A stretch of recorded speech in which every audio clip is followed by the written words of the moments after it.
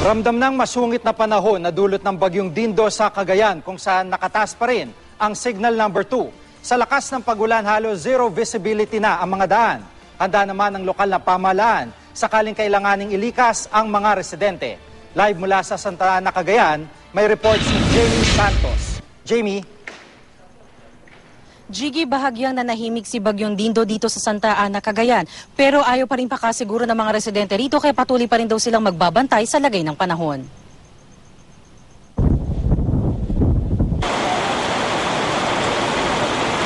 Dahil kay Bagyong Dindo, naglakihan ng mga alon sa karagatan magtatanghali kanina.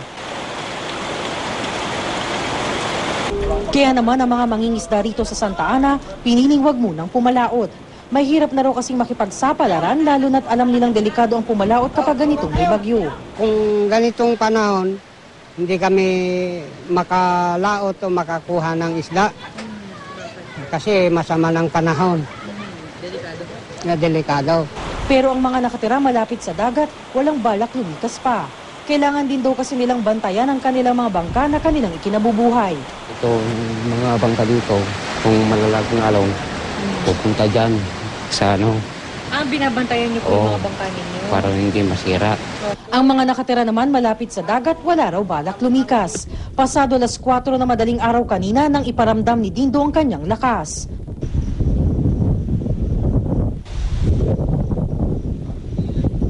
Bigla itong nagbuhos ng malakas na ulan, kasabay ang malakas na ihip ng hangin.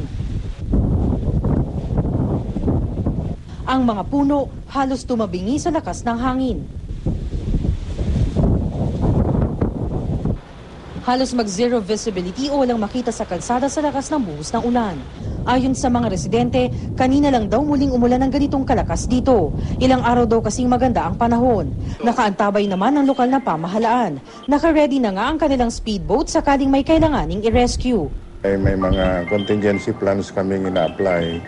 Gaya just in case na may mga na-stranded, may gagamitin kaming pang rescue sa kanila. And of course with the help of the Naval Navy, the Navy's are there. Sa mga oras na ito, hindi pa naman daw nila kailangan palikasin ng mga residenteng nakatira sa low-lying areas at malapit sa ilog at dagat. Jiggy, on alert status pa rin daw ang lokal na pamahalaan ng Santa Ana hanggat hindi tuloy lumalabas na Philippine Area of Responsibility si Dindo. At patungo na rin dito ang team ng GMA Kapuso Foundation para magbigay ng tulong sa mga maaapektuhan ni Dindo, lalo na yung mga hindi nakapalaot kanina. Jiggy? Kumpara kanina dun sa video nyo, Jamie, ang lakas ng hangin tsaka ulan, masasabi ba na mas maganda ngayon dahil wala ng pagulan dyan sa likuran mo?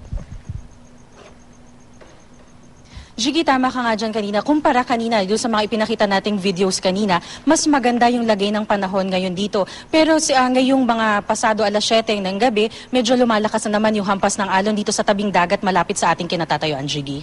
At yung lokal na pamahalaan, maliban doon sa paglilikas, kumusta naman yung supply nila ng gamot at pagkain kung sakasakaling kailanganin nila?